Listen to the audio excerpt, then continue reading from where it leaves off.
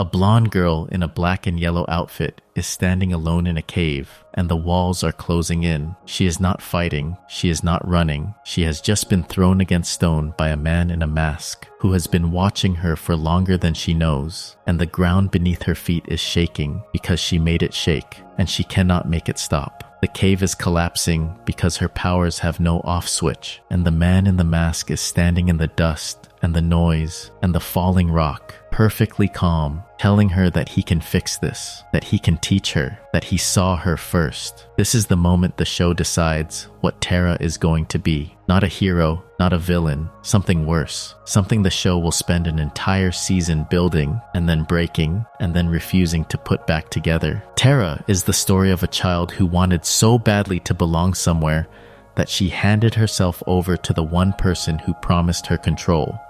And the show treats this not as a twist, but as a tragedy that was visible from the first frame. The whole arc, from her arrival to her sacrifice to her silence in the series finale, is a study in what happens when the thing a person fears most about themselves turns out to be the thing someone else wants to use. And the show never flinches from it. This is Attic. Settle in. This one is going to take a while. There is something about the way animated shows handle tragedy that live-action television cannot replicate. In live action, an actor's face carries history. You see the lines, you see the age, you see a real person pretending to hurt.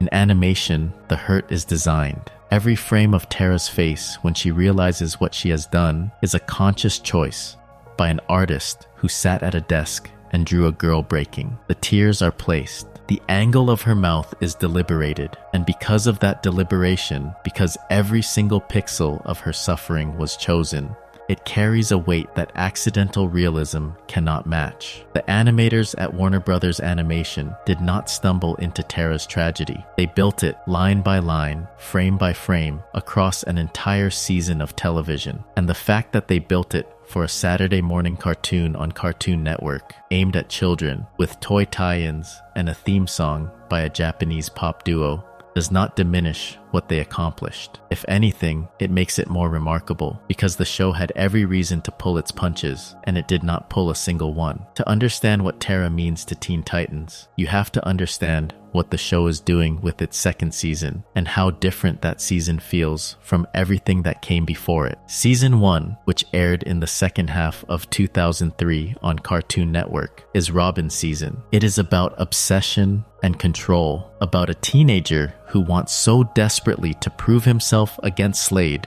that he nearly loses the team he built, trying to catch a man who is always 3 steps ahead. Season 1 establishes the rules. It teaches you the 5 Titans, their dynamics, their home, their city. It sets up Slade as the kind of villain who does not raise his voice because he does not need to. And then Season 2 walks through the door and changes everything. Season 2 premieres on January 10th, 2004, and it is immediately different. The arc belongs to someone new, not one of the 5 core Titans. A 6th, a girl the show has never mentioned, who arrives without backstory, without context, without a history the audience can lean on. Her name is Terra, voiced by Ashley Johnson, and the first time the audience sees her, she is running for her life from a giant scorpion in the desert outside Jump City. The Titans spot her from a cliff and move to help. Before they can reach her, she lifts an entire stone bridge out of the canyon with her mind and drops it on the creature. She does not look scared when she does this. She looks like someone who has done it before. This is the episode titled simply Terra. It is the 3rd episode of Season 2, the 16th overall episode of the series. It aired on January 24th, 2004, and the thing the show does in this episode that most people miss on a first viewing is that it gives you every single piece of information you need to predict the entire season.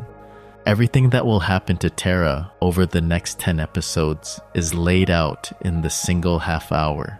Not hidden, not buried, placed in plain sight, in the space between what the characters say and what the audience can see. Start with the introduction. Terra meets the Titans on the mesa after destroying the scorpion. She already knows their names. She rattles them off without hesitation. Robin, Cyborg, Raven, Starfire. And then she gets to Beast Boy, and something shifts. Beast Boy is nervous. He stumbles over his own name, gets it wrong multiple times, and Terra corrects him gently, laughing, calling him hilarious. He transforms into a turtle and spins around, and his eyes turn into cartoon hearts. The show frames this as comedy. A boy with a crush. The girl who thinks he is funny. It plays light, fast, easy. But watch what is happening underneath the joke. Terra has been alone. She has been running. She arrives at this group of teenagers who live in a tower and fight crime and have a home. And the first thing she does is perform. She names them. She compliments them. She laughs at the right moments. She is, in every measurable way, auditioning for a family. Starfire responds the way Starfire always responds to someone new. She asks 4 questions in a single breath. Where did you come from? How did you get here? What is your favorite color? Do you wish to be my friend? The warmth is genuine. Starfire does not know how to be anything other than open, but watch the others. Cyborg and Beast Boy are enthusiastic. They want this new person around.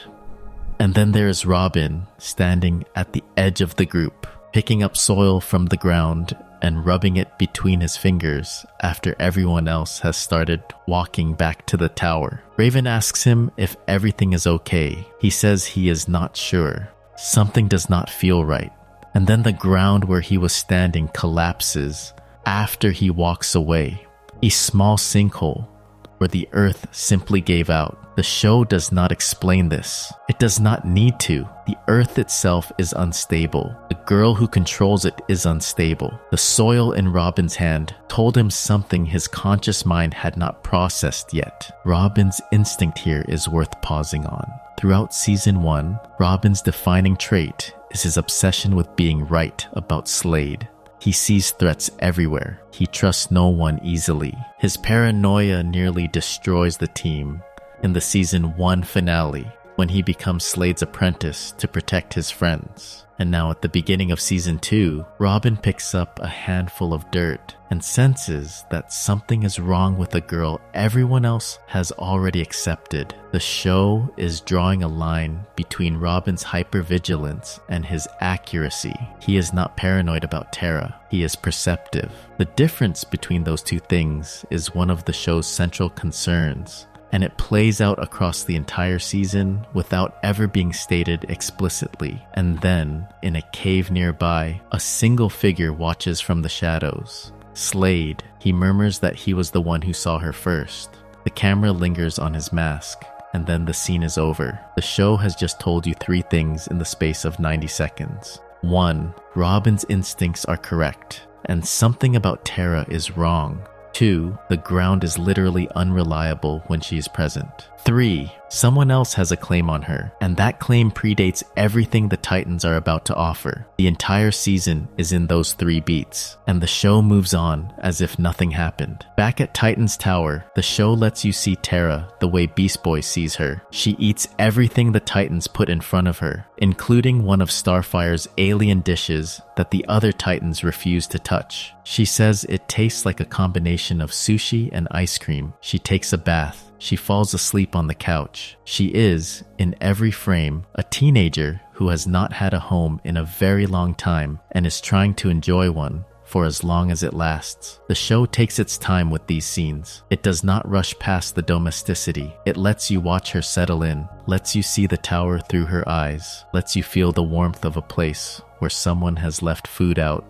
and the lights are on, and no one is asking her to leave. Robin suggests she train with the team. The next day, Cyborg runs the Titans obstacle course, and then Terra takes a turn. She rides a rock through the course, destroying obstacles as she goes, clearing it faster than Cyborg. The Titans are impressed, all except Raven, who simply comments that they will need a new obstacle course. Terra hugs Beast Boy in her excitement, and he collapses. The comedy is doing double work here. Beast Boy's crush is the surface story. The deeper story is that Terra is desperate for approval. She has just proven she can do something extraordinary, and her first instinct is to seek physical contact with the person who made her feel welcome. She is not celebrating her skill, she is celebrating being seen. Then Slade attacks. His robots strike a mine, and the Titans rush to respond. Terra goes with them. In the chaos of the fight, she accidentally drops a boulder on Beast Boy. This is the first crack. She loses control. The Earth moves in a way she did not intend,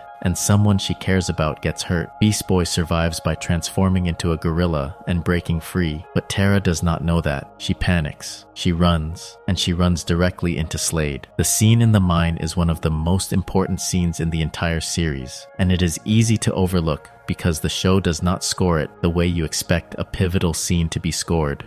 Slade collapses the cave walls, trapping Terra inside with him. She tries to fight him with her powers, but her lack of control means the rocks go everywhere, except where she aims them. Slade does not dodge. He walks through the chaos as if the falling stone is decoration. He pins her against the wall and tells her what he knows. He has been watching her. He knows about the earthquakes, the avalanches, the mudslides. Everywhere she goes, she tries to do good, and everywhere she goes, she fails. Not because she lacks power, because she cannot control it. And the people she tries to help eventually turn on her, and she runs, and the cycle begins again. This is not a guess. This is surveillance. Slade has been tracking this child across what sounds like years of displacement, cataloging her failures, waiting for the right moment to approach her. And the right moment, in his calculation, is when she is trapped and afraid and has just hurt the first person who was kind to her. He tells her he can teach her.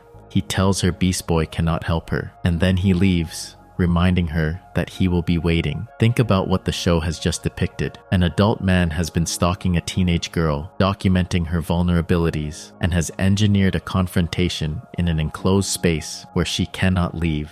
At the precise moment when her self-worth is at its lowest, to offer her something she desperately needs in exchange for something she does not yet understand, she will have to give up. The show is framing a recruitment. What it is depicting is grooming, and it is doing so without ever using that word, without ever breaking the surface of its action-adventure genre, and without ever letting Slade be anything other than calm and measured and terrifying. Ron Perlman voices Slade across the series, and what he does with the character in this scene, and in every scene he shares with Terra, is one of the most precise vocal performances in animated television. Slade never raises his voice with Terra. He never threatens her directly. He speaks to her the way a patient teacher speaks to a struggling student, with encouragement, with understanding, with the implication that he believes in her, even when she does not believe in herself. Every word is calibrated to make her feel understood, and every word is a lie wrapped in a truth, because Slade does understand her. He understands her perfectly. He has studied her. He knows exactly what she needs to hear, and exactly when she needs to hear it. The fact that he has spent what seems like years preparing for this single conversation is not a detail the show emphasizes. It simply presents it quietly as context and moves on. But the context changes everything. This is not a villain who stumbled upon a useful recruit. This is a predator who selected his target and waited. The structure of Slade's approach mirrors patterns that child psychologists have documented in cases of adult manipulation of minors. He isolates her. He makes her feel that no one else understands her problems. He positions himself as the only solution. He creates dependency by offering to fix the thing she is most ashamed of. And he does all of this while maintaining the appearance of a mentor, a helper, someone who cares. The show never draws this comparison explicitly. A children's cartoon on Cartoon Network in 2004 could not and would not name what Slade is doing in clinical terms, but the writers and the animators and the voice actors know. The scene is constructed with a precision that leaves no room for misinterpretation. Slade is not recruiting Terra. He is acquiring her. Terra's powers go haywire after Slade leaves. The cave begins to collapse around her, the walls shaking, the ceiling cracking, dust and debris falling in sheets. This is not a superpower being used.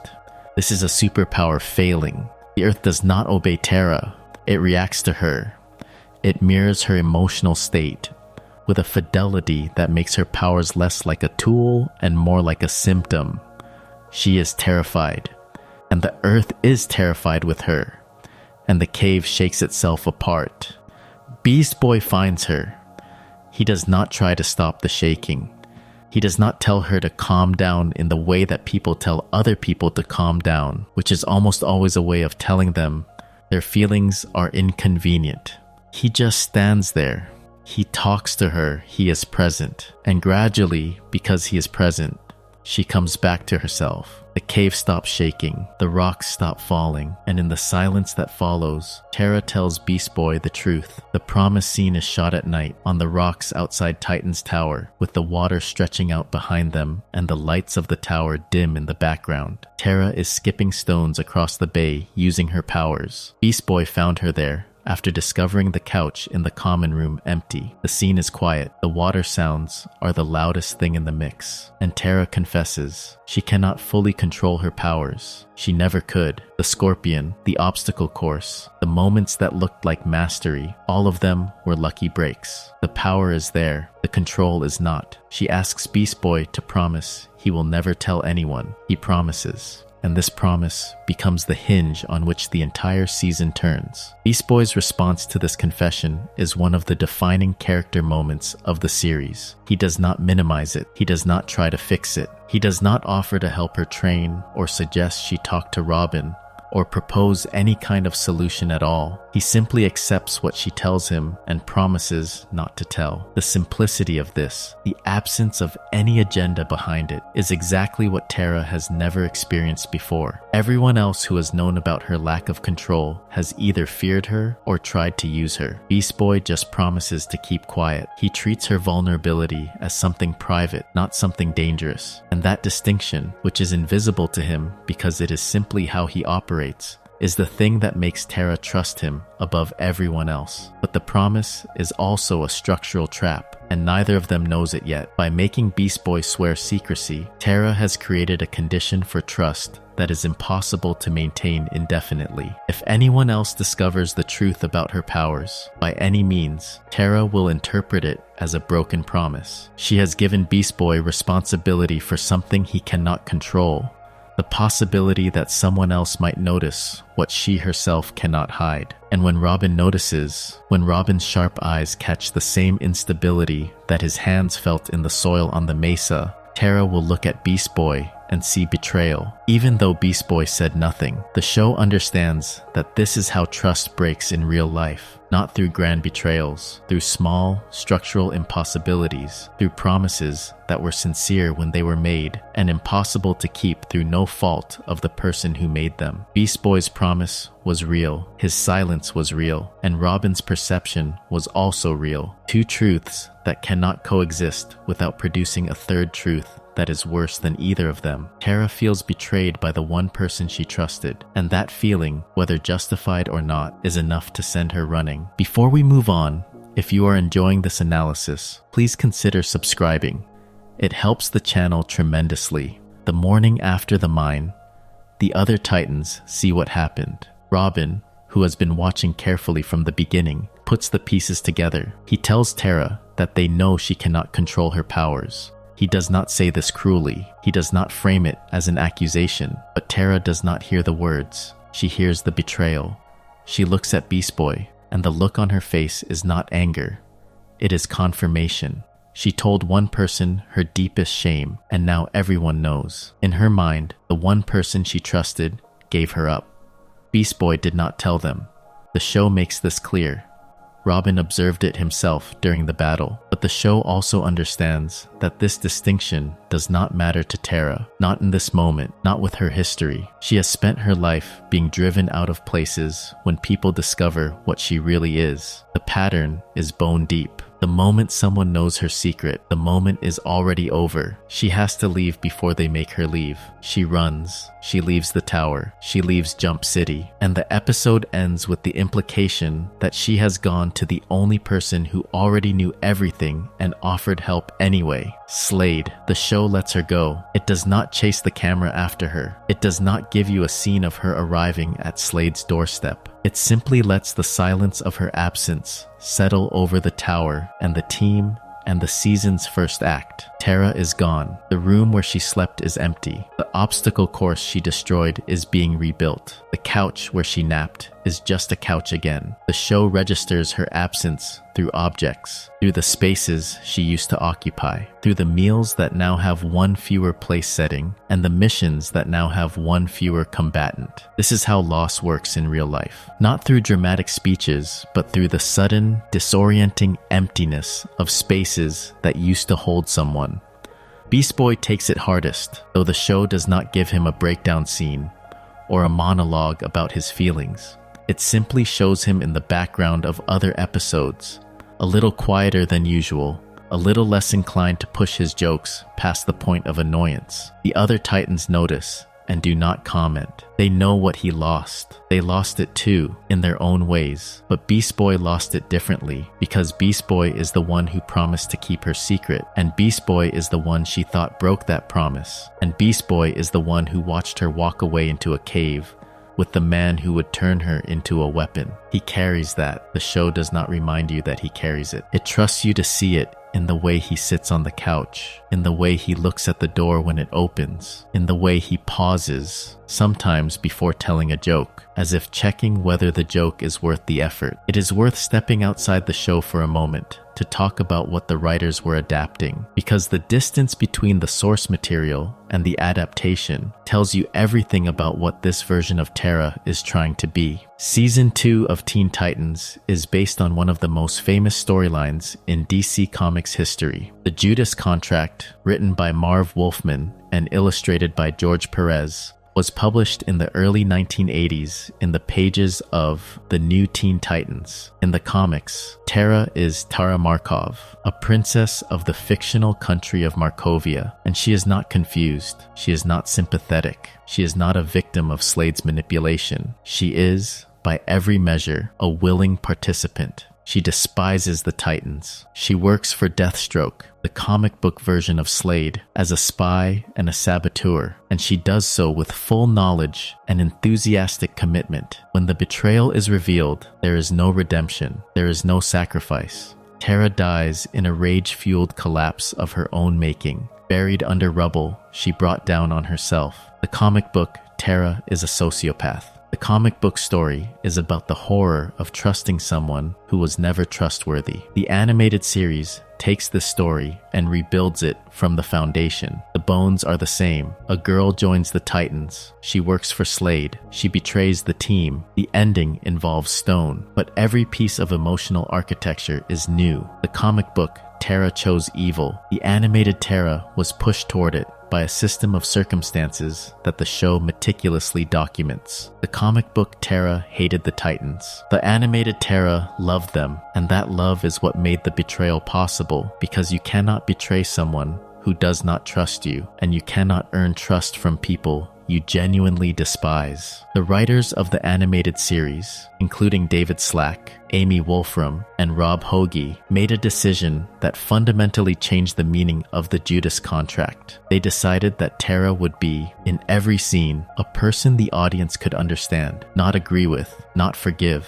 understand. And understanding, the show argues across 13 episodes, is more painful than judgment. It is easy to watch a villain and say she deserved what happened. It is almost impossible to watch a child make a series of decisions that each make sense in the moment and lead collectively to catastrophe and say the same thing. The animated Terra, according to producers and writers who have discussed the character in the years since the show aired, was designed to raise a question the comic book version never asked. The comic asked whether you can trust the people closest to you. The cartoon asks whether trust, once broken, can mean anything at all when the person who broke it never had the stability to hold it in the first place. The That question has no clean answer. The show knows this. It never provides one. What makes this first episode so structurally precise is that the show has taken a character who could easily have been a one-note plot device, a traitor introduced to betray, and instead has built her from the inside out. By the end of the episode titled Terra, you understand her. Not just what she does, why she does it, the fear of her own power, the desperation for belonging, the speed with which she attaches to people who show her warmth, the speed with which she expects that warmth to be taken away. The show has not told you any of this directly. It has shown you a girl eating alien food on a couch, skipping stones at midnight, hugging a boy after clearing an obstacle course. And from those images, you can construct the entire interior life of someone who has been alone for too long and does not trust the warmth when it arrives. The structural achievement of the show's approach, and the word achievement is earned here because this is something most live-action dramas do not attempt, is that it makes the betrayal inevitable without making it forgivable. Or rather, it makes you understand the betrayal so completely that the question of forgiveness becomes the wrong question. The right question is whether anyone ever gave Terra a real choice, and the show, across the entire season, will refuse to answer that question cleanly. There is something else the show does in its first Terra episode that deserves attention, and it has to do with Raven. Of the 5 core titans, Raven is the one who most clearly mirrors Terra's situation, and the show knows this and uses it throughout the season. Raven has dangerous powers. Raven struggles to control them. Raven meditates every day to keep the darkness inside her from leaking out and destroying the people she loves. Raven knows, in her bones, what it feels like to be the most dangerous person in the room, and to carry that knowledge silently while everyone else laughs and eats pizza and watches movies. When Raven looks at Terra, she sees a version of herself, and she does not trust that version. Raven's distrust of Terra is not jealousy. It is not pettiness, it is recognition. Raven recognizes the performance because she performs every single day. She recognizes the smile that does not quite reach the eyes, the eagerness to please that comes from fear rather than affection, the careful calibration of personality that makes other people comfortable. Raven does all of these things. She has done them since the series began. And when she sees someone else doing them with less practice and more desperation, she does not think that person is charming. She thinks that person is hiding something. The show never makes Raven's suspicion the driving narrative force. It never lets Raven be the detective who uncovers the truth. Instead, it positions Raven as the emotional barometer of the group, the person whose feelings about Terra are the most accurate and the least listened to. When Raven says she does not trust Terra, the other Titans dismiss it as Raven being Raven, cold, distant, unfriendly. They do not recognize that Raven is cold and distant because she has to be, because the alternative is losing control. And losing control for Raven means tentacles of dark energy destroying everything in the room. Raven's coldness is discipline. Terra's warmth is instability, and the show places them side by side across the season, letting the comparison build until the moment in Titan Rising when Raven passes Terra in the hallway and sees Slade's face in a flash of empathic vision. That flash is the show's way of confirming what Raven has felt since the beginning. Something is wrong with this girl. Not wrong in the sense that Terra is bad, wrong in the sense that Terra is compromised, corrupted, claimed by something that Raven can sense but not identify. And the show gives Raven this knowledge and then forces her to put it aside, to work with Terra, to save the tower alongside her, to congratulate her when she earns her communicator. Raven does all of this because Robin says everyone deserves a second chance. Raven does it because the team needs to function, but she does not forget what she saw. She files it away, and when the betrayal comes, Raven is the least surprised person in the tower. Several episodes pass between Terra's departure and her return. The show does not put the arc on pause. It trusts the audience to hold the question of where Terra went and what she is doing while the season moves through other stories. Other episodes in Season 2 have nothing to do with Terra at all. There is an episode about Starfire going through a physical transformation. There is an episode where Robin is forced to take Killer Moth's daughter to a dance. There is an episode about Raven's fear. The season breathes. It gives you room. And then, in the 8th episode of Season 2, the 21st episode overall, the one titled Titan Rising, the room closes. Terra comes back. She comes back different. She appears at Titan's tower, tossing a volleyball back up to the roof where the Titans are playing, and she announces that she wants to join the team. This time, for real. And this time, she can control her powers. She demonstrates. She puts on a show. She lifts rocks, shapes them, makes them dance. The fireworks finale is impressive enough to silence most of the Titans' doubts. Most, not Raven's. Titan Rising aired on February 28th, 2004. It is the episode where the show begins its long con, and it is also the episode that gives you the single most important visual clue to what is actually happening.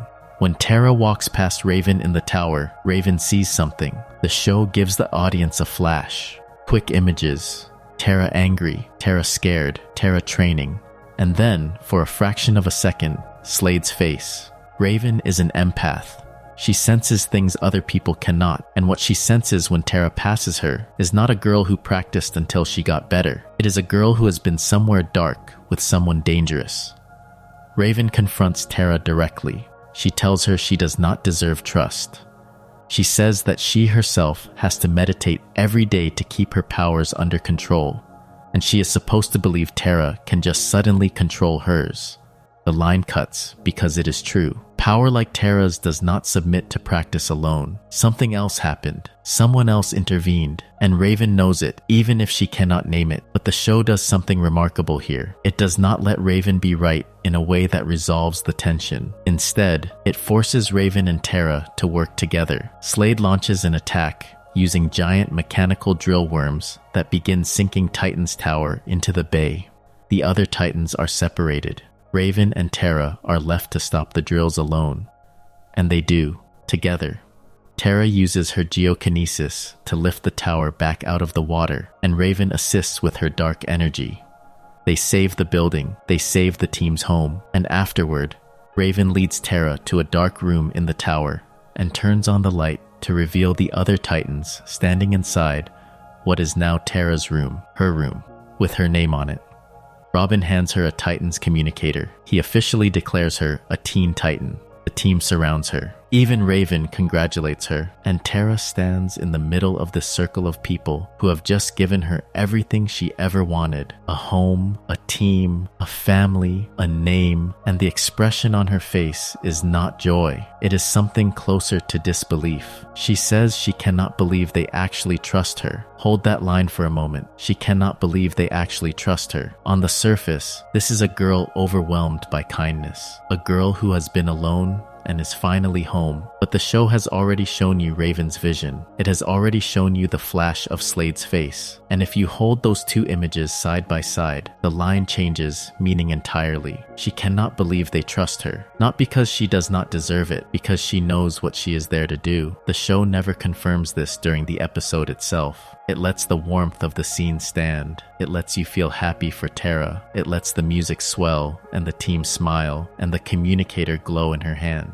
And then, later, in the quiet after the credits, the realization settles in. The whole episode was a setup, not by the show against the audience, by Slade against the Titans. The drill worms were not a real attack. They were a test. A stage for Terra to prove herself. A manufactured crisis designed to earn the trust she was sent to steal. The show trusts you to figure this out. It does not spell it out during Titan Rising. It does not give you a post-credit scene of Slade grinning in his lair. It simply shows you a girl saving a tower from sinking and a team giving her a key to the door.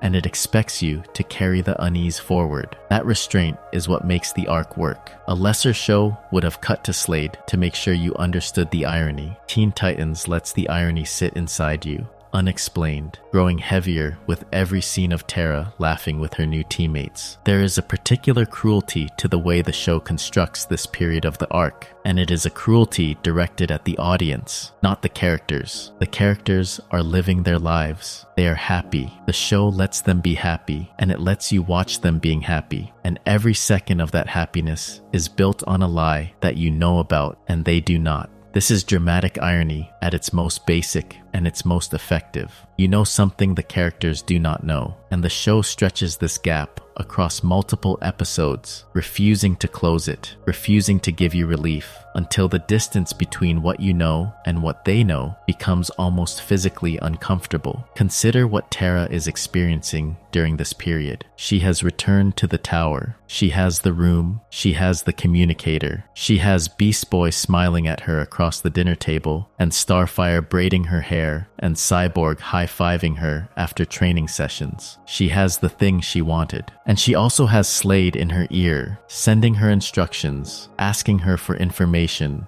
reminding her of the plan. She is living two lives simultaneously, and the show never gives you a scene of her alone during this period, never gives you access to what she feels when the door to her room closes and the lights go out and she is lying in the bed the Titans built for her, knowing she is going to destroy them. The show withholds that scene. It denies you access to her interior life at the exact moment when that interior life would be most revealing. And by denying it, the show forces you to imagine it yourself, which is worse, because your imagination does not have the mercy of a script. And she does laugh. The episodes between Titan Rising and the moment everything breaks apart are some of the most genuinely warm episodes in the entire series. Terra eats pizza with the team. She trains alongside them. She fights beside them. She develops a rapport with each Titan individually. The show gives you these scenes not to pad the runtime, but to make what comes next unbearable. Every moment of warmth is a brick in the wall that is about to collapse, and the show knows it. The audience, on a first viewing, might not, but the show knows. The episode that changes everything is called Betrayal. It is the 10th episode of Season 2, the 23rd episode overall. It aired in the summer of 2004, toward the end of the season's run, and it is, by any measure,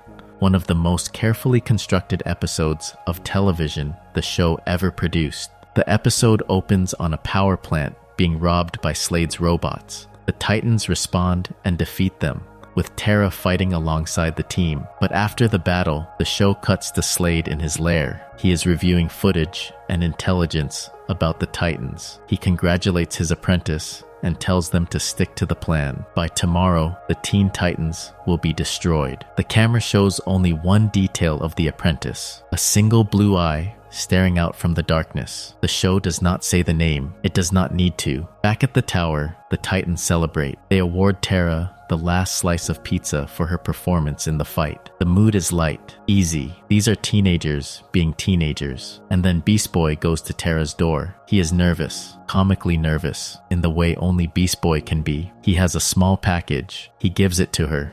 Inside is a heart-shaped box with a mirror on the inside of the lid, something he made himself, and before she can respond, he tells her she can say yes, because he is about to ask her on a date. Terra's reaction is not what he expects. She does not laugh. She does not blush. She looks at the box, and something moves across her face that the show does not name, and then she retreats into her room and says she just cannot. The door closes. Beast Boy is left in the hallway, deflated. This scene is doing something the show rarely does. It is showing you Terra's internal conflict without giving you access to her thoughts. She wants to say yes. The mirror in the box reflects her face back at her, and the reflection is the face of someone who has been given something kind by someone kind, and she knows what she is going to do to him. She knows that tomorrow the tower will be attacked. She knows that by accepting this gift and going on this date, she is participating in the destruction of the only people who ever cared about her. And she says she cannot. Not she does not want to. She cannot. Later that night, she appears at Beast Boy's window. She has changed her mind. She wants to go out with him tonight. Not tomorrow. Tonight. The urgency in this reversal is the key to the entire episode, and the show trusts you to feel it without explaining it. Terra knows the attack is coming. She knows it is coming soon. And she takes Beast Boy out of the tower, not because she changed her mind about the date, but because she is trying to save him. She is trying to get the one person she cares about most out of the building before it burns. Before we move on, if you are enjoying this analysis, please consider subscribing. It helps the channel tremendously. They leave, and the moment they are gone, Cyborg gets up for a late-night snack and finds the kitchen full of Slade's robots. The entire tower has been infiltrated. The security systems have been bypassed. Cyborg cannot figure out how. The audience can. Terra disabled them. She has been feeding Slade intelligence about every system, every weakness, every schedule. The robots were waiting for the Titans to be asleep. And the only reason the attack begins early is because Cyborg was hungry at midnight. Meanwhile, Terra takes Beast Boy to a small restaurant outside Jump City, a place she visited before she became a Titan. They sit, they order food, and then Terra sees something in a reflection, a window, a spoon, the glass in front of her, something that looks like Slade's silhouette. She panics and pulls Beast Boy out of the restaurant before he can finish eating. In the rush, Beast Boy drops his communicator on the floor. He does not notice. Robin is already trying to call him. The motif of reflections runs through the entire Terra arc in Season 2. The heart-shaped box has a mirror. Terra sees herself in a spoon. She sees Slade in a window. The climax of this episode takes place in a hall of mirrors. The show is telling you over and over that Terra's story is about what she sees when she looks at herself, and what she sees keeps changing depending on who is standing behind her. Terra brings Beast Boy to an abandoned amusement park, another place she knows from before. They ride bumper cars, they play games, they take pictures together. Beast Boy asks her if she is having fun, and she says he is her definition of fun. The show plays these scenes straight. There is no ironic distance, no ominous music underneath the laughter. The show lets the date be a date. It lets two teenagers enjoy each other's company in a place with no one else around. And the effect is devastating because you know what she knows and he does not. What makes these scenes so difficult to watch on a rewatch is that they are not performed,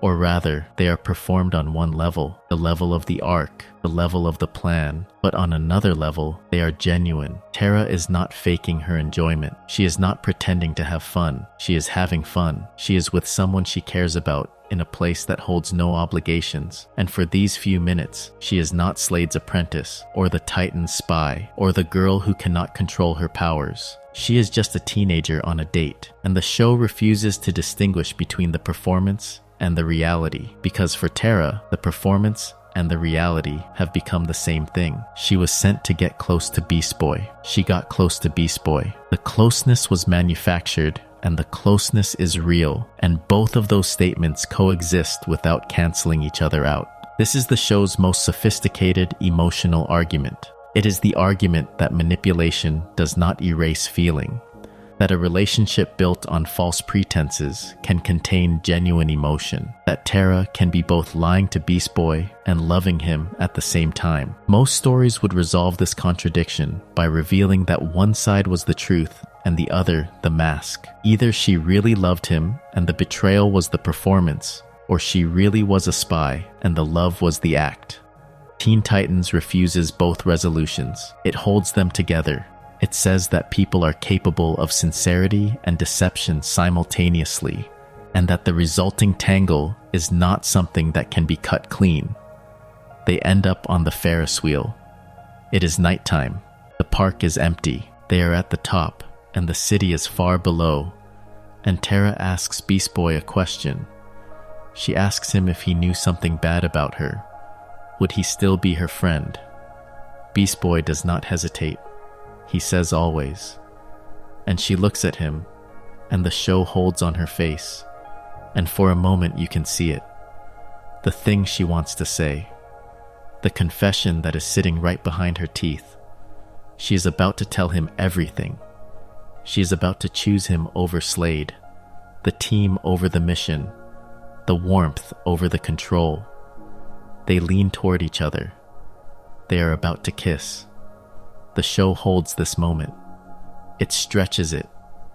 The animation slows. Their faces are close. The night is behind them, and the empty park is below them. And for a single frame, it is possible to believe that this is a different show. A show where the boy gets the girl and the date ends with a kiss, and the Ferris wheel turns slowly against the stars. For one frame, the tragedy is suspended, and then it crashes back. Slade is there.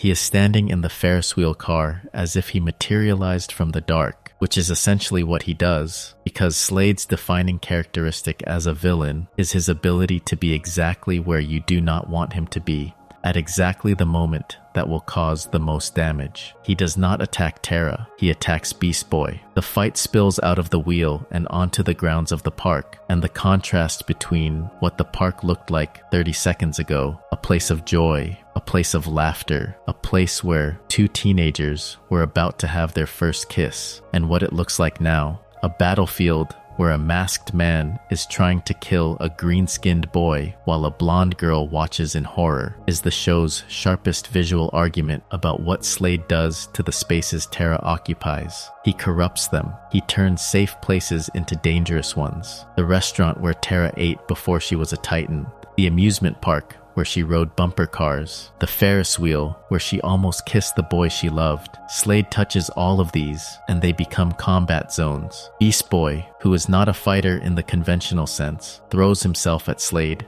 in every form he has. Gorilla, tiger, ram, bear, and Slade handles each one with the same terrifying economy of motion that defines every fight he is ever in. Ron Perlman's vocal performance in these scenes is remarkable for how little emotion it conveys. Slade sounds almost bored. He is fighting a teenager whose animal transformations are powerful but predictable, and he has been doing this long enough that the danger is minimal. He is not here to fight Beast Boy. He is here to deliver a message, and the fight is the envelope. Terra brings the Ferris wheel crashing down on top of Slade. Beast Boy escapes the wreckage, and they run. They run to the House of Mirrors. This is where the episode breaks. Inside the Hall of Mirrors, Beast Boy realizes his communicator is gone. He says they have to get back to the tower. Terra says she is not going back. And before Beast Boy can ask what she means, Slade steps out of the reflections and tells him the truth. He tells Beast Boy that Terra is his apprentice, that he taught her to control her powers,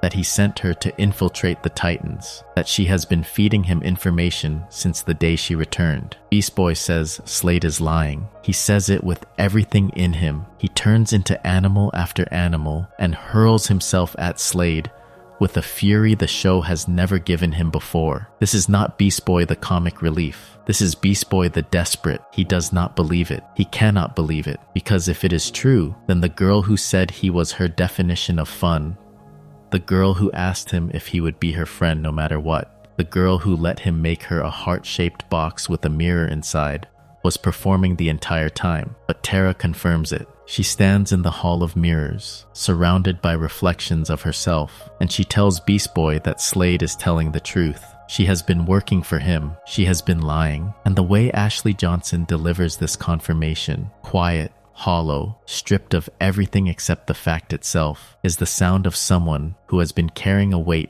they can no longer hold. Terra retreats to another part of the house. She sees herself reflected in every direction. Everywhere she looks, there she is, and she cannot look away, and she breaks down. She falls to her knees. She is crying. She says she is sorry. She says she did not want any of this to happen. Beast Boy finds her. He is no longer attacking. He is standing still, and the fury has not left his face, but it has been joined by something else. Something the show does not name, because naming it would reduce it. He asks her if she was pretending to be his friend the entire time. Terra says no. She reminds him of his promise. He said he would always be her friend, no matter what. And Beast Boy, who is 16 years old and has just learned that the first person he ever loved was sent to destroy him, looks at her and says the words that will echo through the rest of the series. He tells her she does not have any friends. He turns around and walks away, and Terra's face changes. The crying stops. The sadness freezes into something harder. The shot is framed so that her reflection fills every mirror around her. And in that moment, you are watching a person decide that the only thing worse than being used is being abandoned by the person you hurt the most. Beast Boy gave her an out. He gave her the chance to collapse into his arms and say she is sorry and let him save her. And then he took it back. And what filled the space where the out used to be was not sorrow. It was the cold certainty that Slade was right about her all along. The visual design of this scene deserves particular attention. The Hall of Mirrors is not an accident of setting. It is the culmination of a motif that runs through the entire season. From the first episode, when Robin picks up soil and feels something wrong, to the heart-shaped box with the mirror lid, to Terra catching Slade's reflection in a spoon at the restaurant. The show has been building a vocabulary of reflections. Mirrors show Terra who she is, and who she is depends on who is standing behind her. When Beast Boy is behind her, she sees a friend. When Slade is behind her, she sees a weapon. And in the Hall of Mirrors, surrounded by infinite copies of herself, there is no one behind her at all. She is alone with every version of herself simultaneously. The girl who wanted friends, the girl who betrayed them, the girl who cried, the girl who stopped crying. And when Beast Boy says she has no friends and walks away, the mirrors do not change. They still show her face, but the face has changed. The version she sees now is the one that will walk out of this building with Slade. The show's director for this episode, Alex Soto, frames the final shot of Terra leaving with Slade with careful distance. The camera does not follow her closely. It watches from the other end of the hall, through the glass, through the reflections. She is small in the frame. Slade is beside her, a dark shape, barely distinguishable from the shadows. And as they walk away, Terra looks back. The expression on her face in the single frame has been the subject of fan discussion for over 20 years, because the expression is not grief or anger or resolve. It is something colder than all three. It is the look of someone who has just had every door closed on her and has decided to burn down the hallway. She leaves with Slade. The next morning, the Titans regroup. They assess the damage to the tower, they learn what happened, and they know that the next time they see Terra, she will be on the other side. The show does not give you a clean villain in this moment. It does not give you a clean victim either. It gives you two children who failed each other in the worst possible way at the worst possible time, for reasons that were entirely understandable from both sides. Beast Boy was betrayed. His anger is justified. Terra was trying to save him. Her guilt is real. And the space between those two truths is where the entire tragedy lives. The next episode in the arc, the 11th of the season, is Fractured. It is not a Terra episode. It is a comedy episode about Robin's double from another dimension named Larry. The show puts a full comedy episode between betrayal and the season finale. This is not an accident. This is pacing. The show knows that what is coming next is so heavy that the audience needs a breath. It needs 22 minutes of lightness before the ground gives out entirely. And by giving you that breath, the show makes the fall harder. You have had a moment to forget. You have had a moment to laugh. And then the finale begins, and there is nothing to laugh at for the rest of the season. The 12th episode of Season 2, the 25th overall, is called Aftershock Part 1. It aired on August 14th, 2004, and it opens in silence. The first image is Slade's lair. Terra is standing before him in a new uniform. It is a metallic suit with Slade's insignia on the chest. Her hair falls across one eye, giving her a visual similarity to Slade's one-eyed mask. She is swearing an oath. She will serve him forever. She has no doubts. She will destroy the Teen Titans without question. The words are flat, rehearsed, the voice of someone repeating something they have been told to say until they believed it. Before we move on, if you are enjoying this analysis, please consider subscribing. It helps the channel tremendously. The Titans are driving through Jump City in Cyborg's car. The mood is light. Beast Boy is telling bad jokes. Raven is ignoring him. Starfire is politely confused. It is a normal afternoon, and then a boulder hits the car from the side at full speed, sending it spinning across the street. The Titans pull themselves out of the wreckage and look up, and Terra is standing in the road wearing Slade's colors. She attacks immediately. There is no preamble, no negotiation,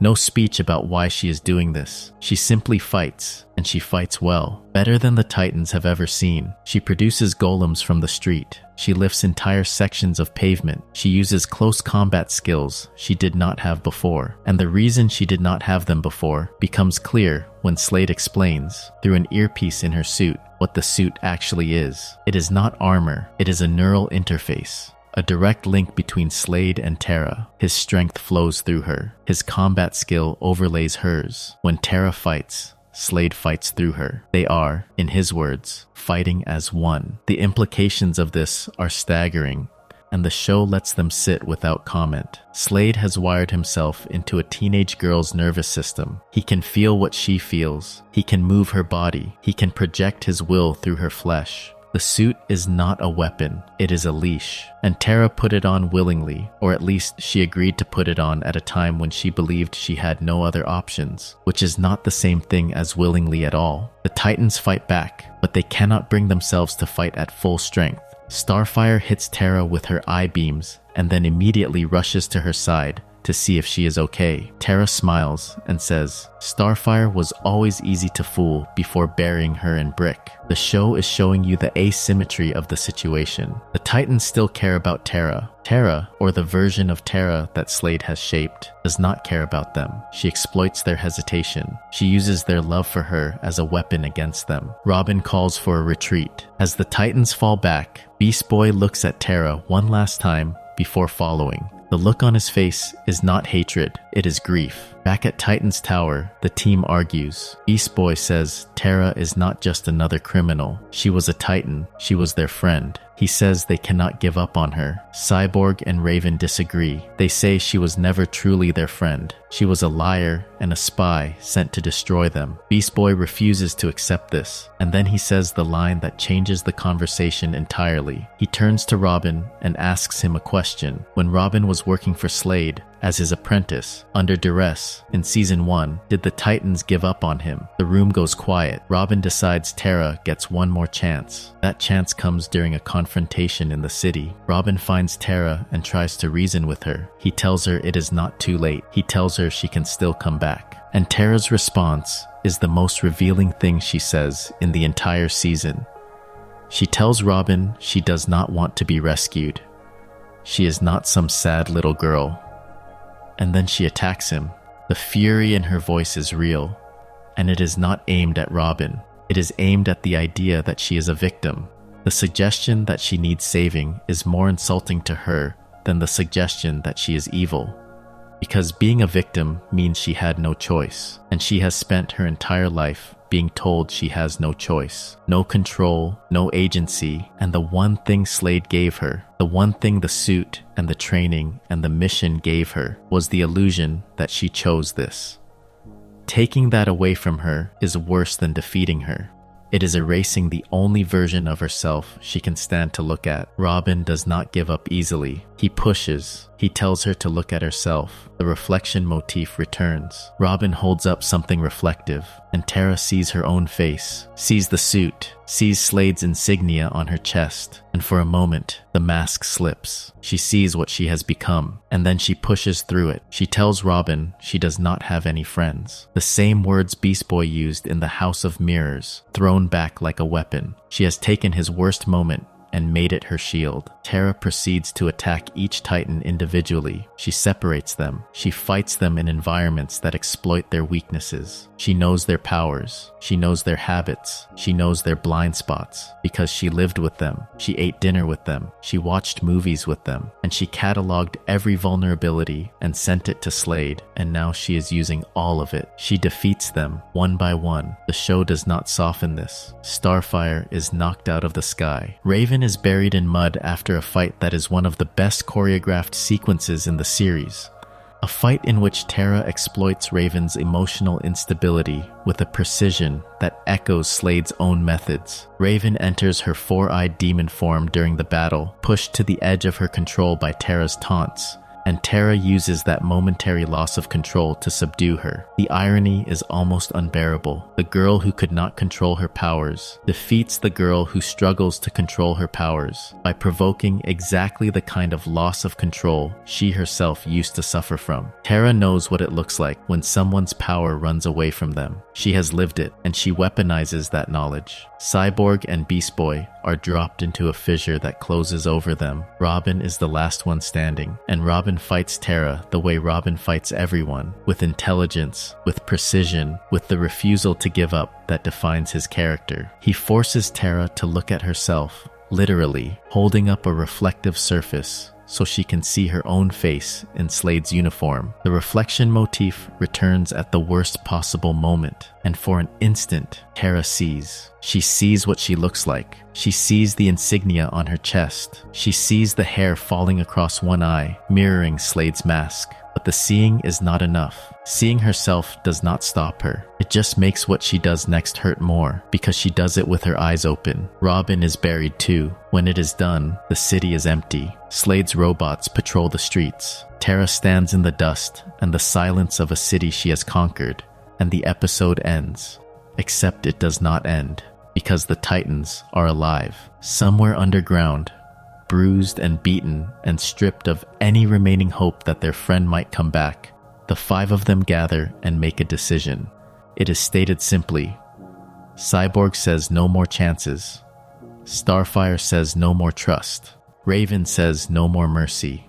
Beast Boy, who has spent the entire season arguing for Terra, who has defended her when no one else would, who loved her, says she is just another criminal, and Robin says they are going to stop her, no matter what it takes. That sequence, those 5 lines delivered by 5 different characters in the darkness underground, is the emotional core of the season. It is the moment where the last thread of hope is cut, not by Terra, by the Titans. They have decided. And Beast Boy's line is the one that lands hardest, because Beast Boy does not say things like that. Beast Boy is the comic relief. Beast Boy is the one who sees the good in people. Beast Boy is the one who asked Robin if they gave up on him. And now Beast Boy is the one saying she is just another criminal. The show has taken its gentlest character and hardened him, and it did not do it through a speech or a montage. It did it through accumulation, beat by beat, betrayal by betrayal, until even Beast Boy could not hold on anymore. The structure of this decision is mirrored in the way the show handles its other seasonal arcs, but never with this much emotional cost. When Robin decides to fight Slade in Season 1, it is a decision born of obsession. When Raven decides to face Trigon in Season 4, it is a decision born of destiny. When Beast Boy decides to fight Terra,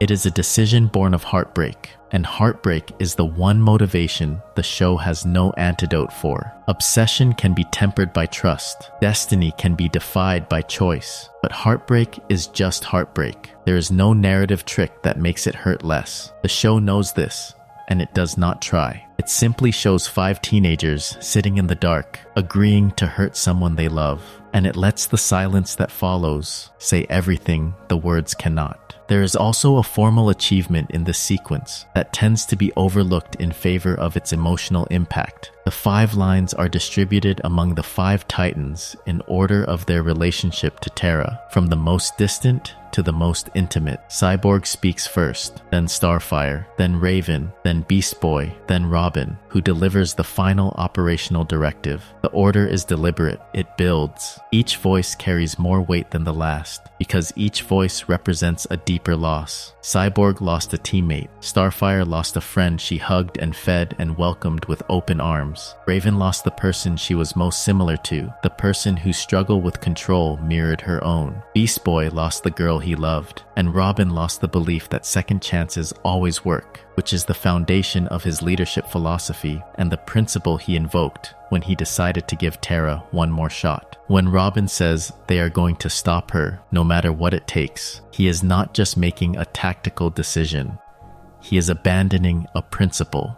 And the show understands that abandoning a principle is sometimes the right thing to do, and that being right about it does not make it hurt any less. The season finale is called Aftershock Part 2. It is the 13th episode of the season, the 26th overall. It aired on August 21st, 2004, and it begins with Terra's voice. She is narrating. She says she has done terrible things. She has eliminated the Teen Titans. She has brought an entire city to its knees, and she has no regrets. The words say one thing, the voice says another. Ashley Johnson delivers this monologue in a register that sits exactly between defiance and exhaustion, And the gap between what Terra claims and what she sounds like is the entire episode in miniature. The show opens on this monologue before showing any images, and the first image it eventually reveals is the heart-shaped box Beast Boy gave her, sitting on a surface in Slade's lair. The mirror inside is catching light. The box is the first thing the audience sees after hearing Terra say she has no regrets, and the show holds on it for just long enough to make the lie visible. This is one of the most subtle visual choices the show ever makes. By placing the box in the frame during the monologue about having no regrets, the show is doing what it has done all season, letting the image contradict the words. Terra says she feels nothing. The box says she kept the only gift anyone ever made for her by hand. She carried it from the tower to Slade's lair. She did not throw it away. She did not leave it behind. She has it, and having it means something she cannot bring herself to say. Terra patrols the empty city. Jump City is a ghost town. Slade's robots are everywhere. The streets are abandoned. The buildings are dark. She has won, and the victory looks exactly like the loneliness she was trying to escape when she first met the Titans. The show pauses here. It lets you see what winning looks like for Terra. It looks like walking through empty streets with no one to talk to, answering to a man in a mask through an earpiece, sleeping in a lair that is not a home. She wanted control. She wanted to matter. She wanted to stop being afraid. And now she has all of those things, and the cost is everything else. Then the Titans appear. They come out of the shadows, and they attack, and they do not hold back. This is not the hesitant, conflicted fighting of Part 1. This is 5 teenagers who have decided that Terra is the enemy, and they fight her like one. Starfire does not rush to her side after hitting her. Raven does not pull her punches. Cyborg does not flinch. Robin does not try to reason. And Beast Boy, who does not make a single joke in this entire episode, which is the first and only time in the series that Beast Boy is completely without humor, fights her with a cold focus that even Cyborg notices. The show earns this violence. It does not arrive without context. The Titans have been buried alive, dropped into fissures, knocked out of the sky, and buried in mud. They have had their home invaded, their security compromised, their trust shattered. They have given Terra chances. They have given her a room, a communicator, a name, and she used every gift as a weapon. Their fury is not cruelty. It is the fury of people who loved someone and were destroyed by that love, and who have decided that the only way to survive is to stop loving. That decision, made in the darkness underground at the end of Part 1, is visible in every punch and every blast and every dodge in this fight. They are not fighting Terra. They are fighting the part of themselves that still cares about her. Terra sees this. She sees Beast Boy as a wolf, growling at her, and she drops the pretense. She begs him to talk to her. "Just talk," she says, the way he always does. She does not ask for mercy from Robin, or Starfire, or Cyborg, or Raven. She asks for it from Beast Boy, because Beast Boy is the only one whose mercy she ever believed in, and Beast Boy does not respond. The wolf growls. The boy inside the wolf has nothing left to say. Terra is overwhelmed. She retreats, and when she reaches Slade's lair, expecting support, expecting the man who promised her power and control and a place to belong, she finds something else entirely. Slade is disappointed. She lost. She ran. She was supposed to be better than this. And when Terra tries to leave, tries to walk out the door and away from all of it, Slade reveals the truth about the suit. It is not just a neural interface. It is a control mechanism. With the push of a button, he can override her body. He can move her limbs. He can force her to fight. He can make her do anything he wants. He activates it, and Terra's body moves without her permission. The show does not frame this as a supervillain tactic. It frames it as what it is. A person who promised a child control has taken away the last control she had, the control over her own body. Terra screams. She tries to resist. She cannot. Slade's voice is calm. He tells her she promised to fight at his side forever, and he intends to make her keep that promise. The animation in this sequence shifts. Terra's movements become slightly mechanical, slightly wrong, the way a marionette moves when someone else pulls the strings. The animators at Warner Brothers drew her body language differently when Slade is in control, versus when she is acting of her own volition. When Terra moves herself, her gestures are fluid, organic, slightly imprecise. When Slade moves her, she is sharp, precise, efficient. The difference is visible, even to a casual viewer, and it transforms every fight scene from this point forward into something deeply uncomfortable. You are not watching a girl fight. You are watching a girl be fought. This is the moment the show stops being a superhero cartoon and becomes something else. What it depicts in this scene is a child being physically controlled by an adult who claims to own her. Terra's hands move when Slade's hands move. Her attacks are not her attacks. Her body is not her body. She is a weapon being aimed by someone else, and the weapon is screaming. The show aired this on Cartoon Network on a Saturday evening in August of 2004. Children watched this, and the show did not soften it. It did not cut away. It did not use a metaphor. It showed a girl screaming while her body did things she did not tell it to do. And it held the camera steady, and it let the audience feel exactly what that image meant. Beast Boy separates from the other Titans during the fight against Slade's combined forces. Slade has merged 3 of his most powerful weapons, Cinderblock, Plasmus, and Overload, into a single creature called Turnian, and the Titans are fighting it in the streets above. Beast Boy slips away. He does not tell the others. He does not ask permission. He just goes. He goes looking for Terra, and the show gives Greg Sipes, Beast Boy's voice actor, nothing to work with except silence and determination. Beast Boy does not crack a single joke in this entire episode. Not one. This is the first and only episode in the entire 65-episode run of the series where Beast Boy is entirely without humor. The absence is louder than any line of dialogue. It tells you everything about what this moment has done to him. The boy who makes jokes to cope has run out of jokes. When he finds Terra in Slade's lair, what he sees stops him cold. Terra is on the ground. She is being controlled. She is in pain, and when she sees Beast Boy, she does not ask him to save her. She asks him to destroy her. She says the words plainly. She asks him if that is what he came for. And the show holds on Beast Boy's face as he processes what he is seeing. The girl he loved is not evil. She is trapped.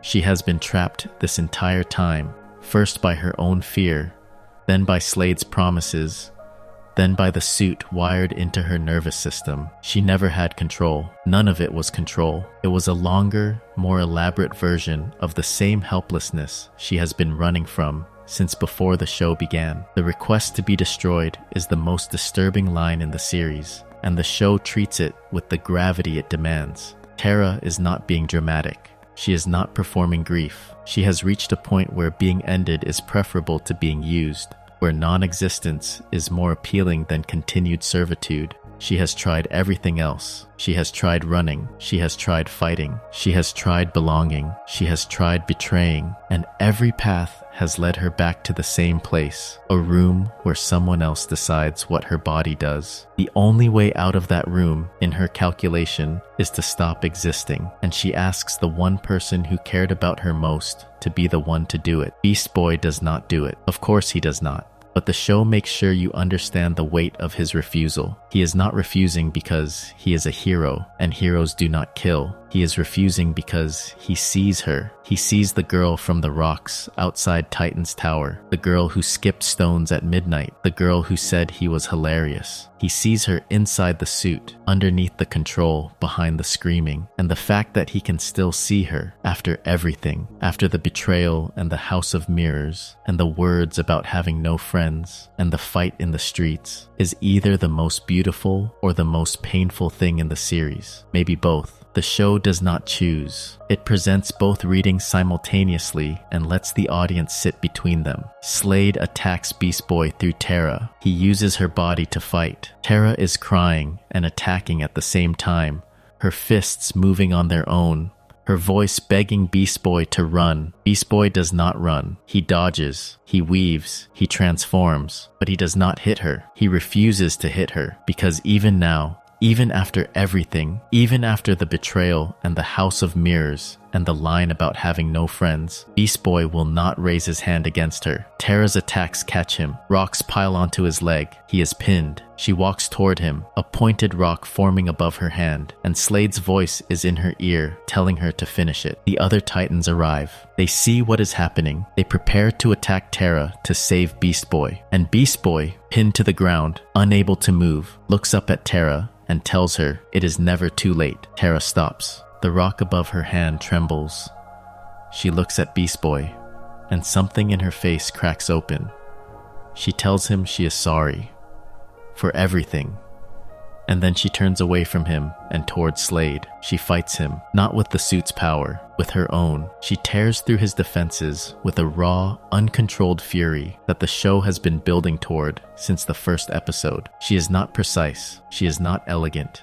She is a girl who has had enough, and the earth itself responds to that. She drives Slade backward. She hits him with everything she has. She screams the words that strip away every layer of the season's manipulation. She tells him he cannot control her anymore. She sends him into the lava below. He falls. He does not come back. And for a moment, it is over. But the victory is not clean, because victories in Terra's life are never clean. Her attack has awakened a volcano beneath Jump City. The raw power she unleashed to defeat Slade has triggered exactly the kind of catastrophe she has been causing accidentally her entire life. Earthquakes, avalanches, mudslides, the pattern Slade described in the cave during their first meeting. Everywhere she goes, she tries to do good, and everywhere she goes, the earth responds to her emotions, and people get hurt. This is the final iteration of that pattern, and the show frames it with the weight it deserves. Terra has just freed herself. She has just overcome the man who owned her, and the first thing that happens after her liberation is that the world begins to end. Her freedom and her destructiveness are, as they have always been, inseparable. Beast Boy reaches for her. He tells her to come with them,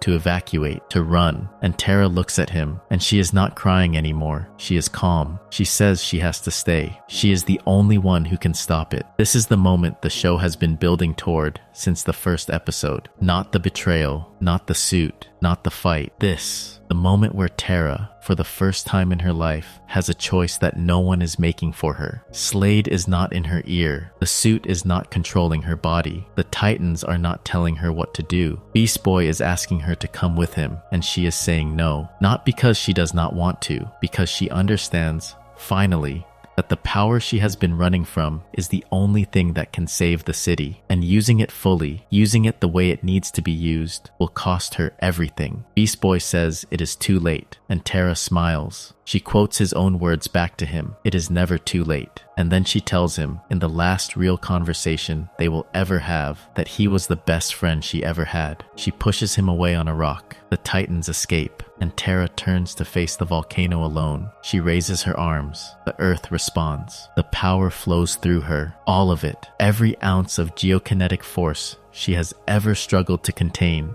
And she does not struggle now. For the first time in her life, she is in complete control, and the cost of that control is everything. The volcano stops. The lava cools. The city is saved. And where Terra stood, there is a statue. A girl made of stone, frozen mid-scream, arms raised, caught in the act of saving the world and losing herself at the same time. The Titans return the next day. They stand before the statue. Beast Boy places a plaque at her feet. It reads, "Terra, a teen titan, a true friend." And the show gives Beast Boy a voiceover, the only voiceover he has in the entire series, in which he talks about her. He does not talk about the betrayal. He does not talk about the lies. He talks about who she was, the good and the bad, the whole person. And the show lets his voice carry the weight of everything the season has built. They vow to bring her back. Someday. The show does something unusual with this ending. It does not cut to credits immediately after the vow. It holds on the statue. It holds on Beast Boy's face. It holds on the tower in the distance, rising above the bay. The same tower Terra helped save in Titan Rising.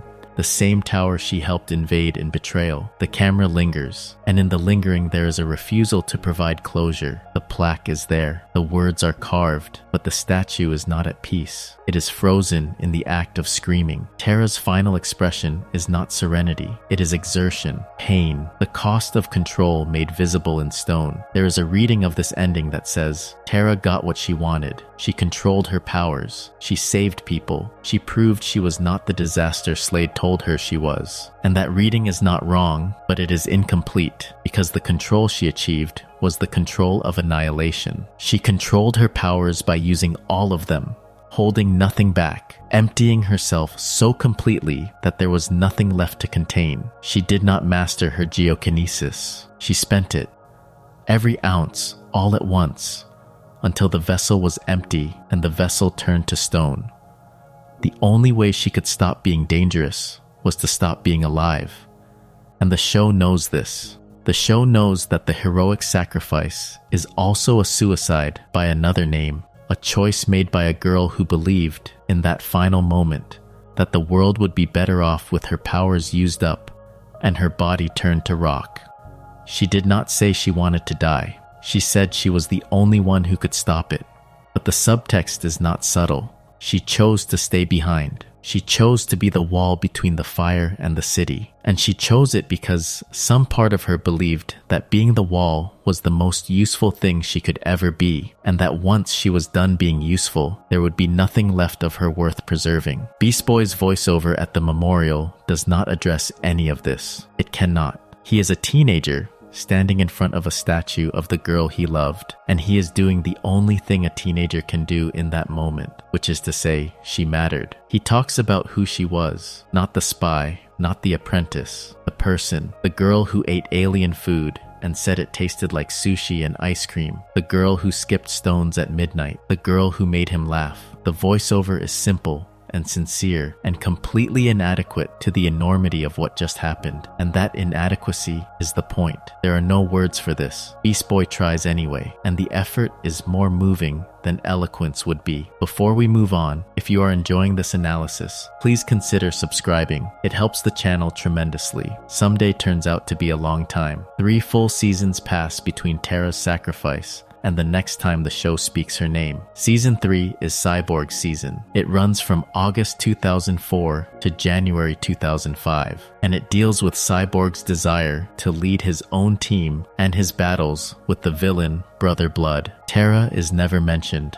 Her name does not come up. The tower still stands. The team still functions. And the absence of any reference to her is itself a kind of presence, because the show is depicting what grief looks like from the outside. It looks like normalcy. It looks like moving on. It looks like 13 episodes of fighting villains and cracking jokes and eating pizza, as if the 6th chair at the table was never there. Season 4 belongs to Raven, and it brings Slade back from the dead as a servant of Trigon, Raven's demonic father. The season runs from January to July of 2005, and it is the darkest, sustained stretch of the series, culminating in the 3-part finale, The End, where Trigon destroys the world and Raven has to reassemble reality piece by piece. During Slade's explanation of his resurrection in The End Part 2, the show flashes back to Terra punching Slade into the lava. It is a brief image, a fraction of a second, but it confirms that within the show's continuity, Terra killed Slade. She threw the man who controlled her into molten rock, and then she turned to stone, stopping the eruption her own attack caused. The cycle of Terra's life, power leading to destruction, leading to sacrifice, completed itself in a single sequence. There is another moment in the end that connects to Terra, though the show does not make the connection explicit. When Trigon takes over the earth, he turns nearly every living creature to stone. The petrification is total. Buildings, people, animals, all of it rendered in gray rock. And when Raven defeats Trigon, the petrification reverses. The stone becomes flesh, the gray becomes color, life returns. If Terra, already turned to stone by her own sacrifice,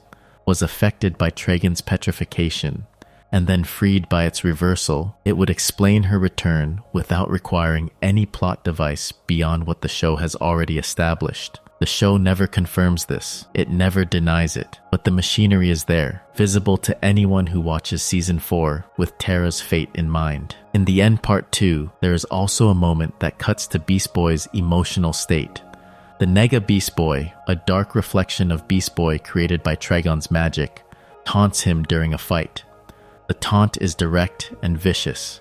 It is about Terra. The dark version of Beast Boy throws her name at him like a weapon, and Beast Boy's reaction is immediate and violent.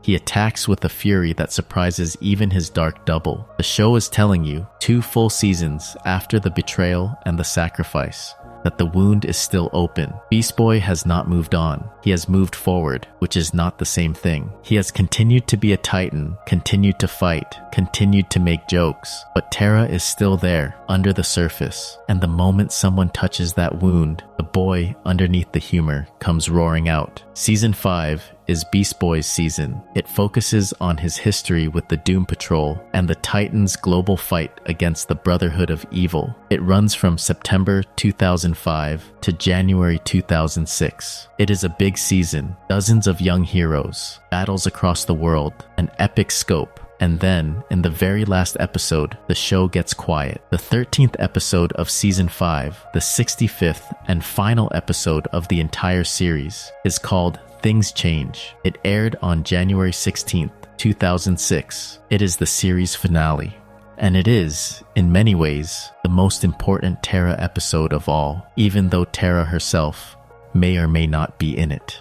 The Titans return to Jump City after months away. They walk through the city they saved, the city they have protected since the beginning, and everything has changed. Beast Boy's favorite candy shop is gone. Raven's bookstore has been demolished. Cyborg's auto parts store has been replaced. The city moved on without them, and while the other Titans process this fact with varying degrees of acceptance, Beast Boy sees something that stops him cold. A girl, a blonde girl, walking through the crowd wearing a school uniform. She looks exactly like Terra. Beast Boy follows her. He calls her name. She does not respond. He goes to Slade's old lair, to the cave where Terra's statue stands, and the statue is gone. The pedestal is empty. The plaque is still there, but the stone girl is not. Beast Boy is convinced Terra is alive. The absence of the statue is one of the most quietly devastating images in the series. The pedestal remains. The words remain. Terra, a teen titan, a true friend. But the person those words described has left. The stone that held her shape has disappeared. All that remains is the description of someone who is no longer there. The show does not explain how the statue vanished. It does not provide a mechanism or a villain or a magic spell. It simply shows you the empty space and trusts you to feel the weight of it. There are hints within the show's continuity about how Terra might have returned. In the Season 4 finale, The End, the demon Trigon turns nearly every living thing on Earth to stone. When Raven defeats Trigon in the 3rd part of that finale, the petrification is reversed. Every person turned to stone comes back to life. If Terra, already in stone form, was affected by Trigon's magic and subsequently freed by its reversal, that would explain her return without requiring any additional plot device. The show never confirms this. It never denies it either. It lets the possibility exist as one of several, and it does not ask you to choose. He finds her again. She is a student at a local high school. The school, in a detail that feels like a whisper from the production team, is called Murakami, named after the show's producer, Glenn Murakami. Beast Boy approaches her. He tells her who she is. He tells her about the Titans, about her powers, about everything they went through together. And the girl looks at him with an expression that is either confusion or careful blankness, and tells him she does not know what he is talking about. She is not Terra. She is just a girl. An ordinary girl who goes to school and does not have powers and does not remember any of it, or so she says. Beast Boy refuses to accept this. He brings her to the tower. He shows her the room the Titans built for her. He points to the ceiling and says the stars are there because she liked to sleep outside. The girl says she hates camping. Too many bugs. She picks up the heart-shaped box Beast Boy made for her, the one with the mirror inside, and she says it is cute, but she really needs to go. The box does not unlock anything. The mirror does not show her who she was, or if it does, she does not let it show. Beast Boy grows desperate. He brings her to the tower. He shows her the room the Titans built for her. He points to the ceiling and says, "The stars are there because she liked to sleep outside." The girl says she hates camping, too many bugs. She picks up the heart-shaped box Beast Boy made for her, the one with the mirror inside, and she says it is cute, but she really needs to go. The box does not unlock anything. The mirror does not show her who she was, or if it does, she does not let it show. The room scene is the cruelest scene in the series, and the cruelty belongs to no one. Beast Boy is not being cruel by bringing her here. He is trying the only strategy he has left, the strategy of physical evidence, of showing her the things that prove she was real, and the girl is not being cruel by failing to respond to them. She touches the box, she holds it, and then she puts it down. Whatever the box means to Beast Boy, whatever the mirror inside reflects back to him, it does not reflect the same thing to her. She sees a heart-shaped container with a shiny surface. He sees everything he has lost. And the distance between those two perceptions is the distance between who Terra was and who this girl is. And the show will not close that distance for either of them. There is a detail in this scene that tends to go unnoticed. When Beast Boy explains that the stars on the ceiling are there because she liked to sleep outside, the girl does not just deny it. She says she hates camping. Too many bugs. This is specific. This is not a generic denial. This is the response of someone who has given some thought to whether she likes being outside and has concluded that she does not. If she has no memories of being Terra, how would she know she hates camping? But if she does have memories and is choosing to deny them, then the camping detail is a deliberate inversion. She is taking something that defined Terra, the love of sleeping under the stars, and explicitly rejecting it. She is not just saying she does not remember. She is saying she is different. She is constructing a new identity in the negative space of the old one, defining herself by what Terra was not. The show leaves this open. It does not confirm either reading. It simply presents the detail and moves on. Beast Boy throws mud at her, hoping to trigger her powers, hoping the earth will respond to her the way it always has. The mud hits her face. It does not activate anything. She is angry. She storms off. And Beast Boy is left standing in a room that was built for someone who may no longer exist. The mud scene is the lowest point for Beast Boy as a character, and the show does not flinch from it. He has just thrown dirt in a girl's face. He did it because he is desperate,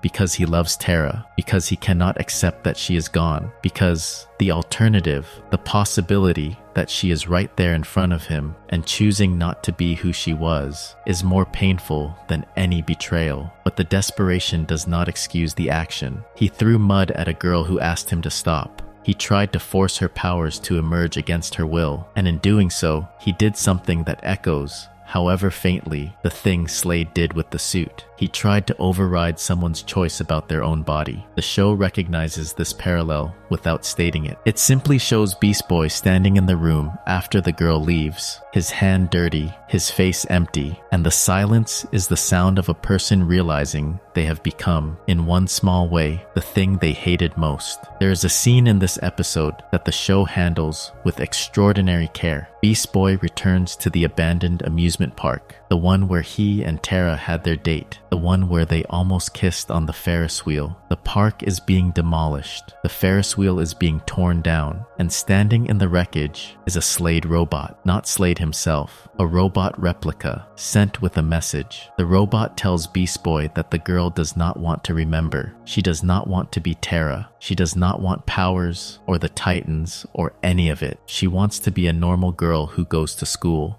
And Beast Boy should leave her alone because he is not saving her, he is hurting her. The show gives this line to Slade, the villain, the monster, the man who controlled her body with a suit and a button, and it is the truest thing anyone says in the episode. Beast Boy is hurting her. His refusal to let go of who she was is the thing preventing her from becoming who she wants to be. The fact that this wisdom comes from a Slade robot, not Slade himself, adds another layer to the scene. The real Slade fell into lava in Aftershock Part 2. He was later resurrected by Trigon and then freed from Trigon's service after Raven's victory. His appearance in Things Change, his only appearance in the entire 5th season, is through a mechanical duplicate. He is not even present. He has left a recording, a message, a final instruction, and the instruction is, let her go. The man who could not let her go, who tracked her across continents, who wired himself into her nervous system, who claimed ownership of her body,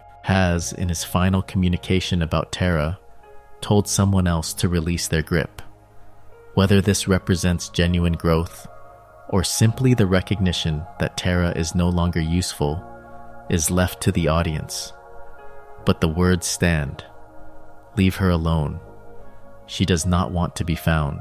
And Beast Boy, standing in the ruins of the amusement park where he almost kissed her, surrounded by the wreckage of a Ferris wheel they both remember, has to decide whether to listen. The amusement park itself is being demolished. This is the show's final deployment of the reflection motif, except now the mirrors are broken, the rides are being torn down, the bumper cars are gone, the game booths are shattered. Everything that existed on the night of their date has been dismantled, and the demolition is not a metaphor. It is literal. The city has moved on. The park where two teenagers shared the last uncomplicated moment of their relationship is being bulldozed to make room for something new. The physical space no longer accommodates the memory.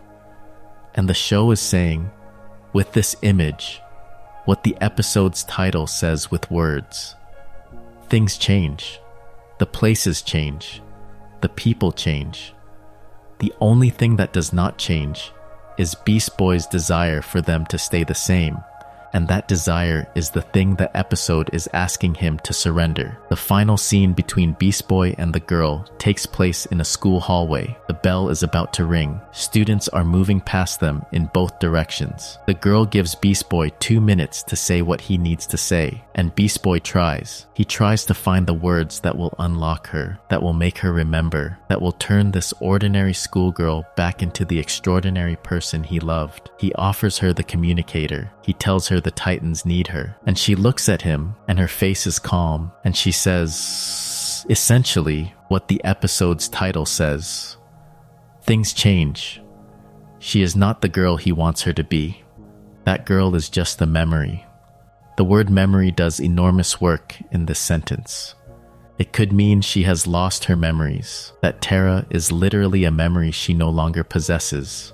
And the show holds on this image for longer than it needs to, long enough for you to feel the emptiness, long enough for you to understand that this is not a dramatic pause before the resolution. This is the resolution. There is nothing coming after this. The hallway is the ending. Robin calls over the communicator. The team needs him. There is a fight. Beast Boy looks at the hallway. He looks at the communicator, and then he answers. Beast Boy to Robin, I am on my way. He runs. The show cuts to the Titans fighting. Beast Boy joins them, and the series ends. Not with a victory, not with a revelation, not with an answer to whether the girl was Terra. It ends with a boy choosing to move forward, even though he does not want to. It ends with a choice that every person watching the show will eventually have to make. The past is not coming back. The people you loved are not always the people they become. And at some point, you have to stop running toward what was and start running toward what is. The show's writers and producers have spoken about this episode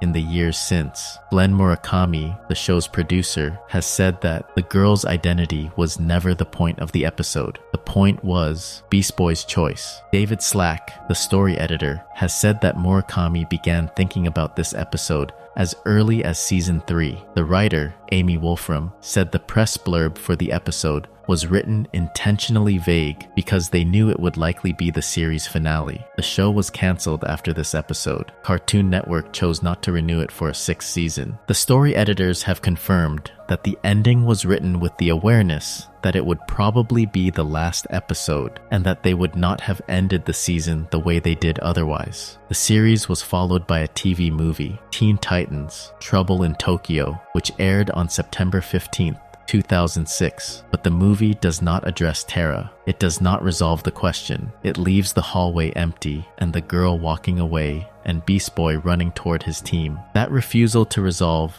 is the bravest thing the show ever does. It would have been easy to confirm that the girl was Terra, returned to life by Trigon's defeat, or some other cosmic event, choosing a normal life over a heroic one. It would have been satisfying, it would have been clean, and it would have been a lie, because the Terra arc was never about clean resolutions. It was about the impossibility of going back. It was about the fact that some damage cannot be undone, some betrayals cannot be unbetrayed, and some people, having been through what Terra was put through, do not want to be the person the damage happened to anymore. The show's co-creator, Glenn Murakami, has said, in interviews published on fan sites like titanstower.com, that the question of whether the schoolgirl is Terra was never the point of the episode. The point was Beast Boy's choice. Whether the girl remembers or does not remember, whether she has powers or has lost them, whether she was freed from stone by Trigon's magic or by some other mechanism. None of that matters as much as the fact that Beast Boy has to choose between chasing the past and joining the present. And the show, which could have given him a satisfying answer, a reason to stay or a reason to go that felt definitive